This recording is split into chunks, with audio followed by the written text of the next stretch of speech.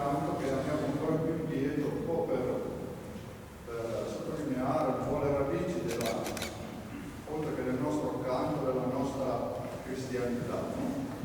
Questo canto è una sequenza che è stata trascritta da un manoscritto conservato in una pergamena con una scrittura quadrata, conservato nel Duomo di Capodistria.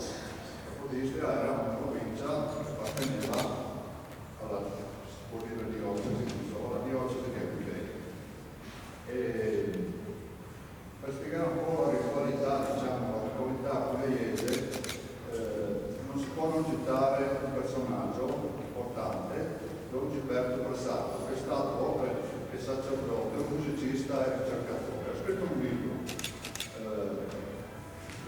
Sermone Cantum Coreis et Maximus, che vuol dire sermone, la parola, predicazione, canto, Coreis, le danze,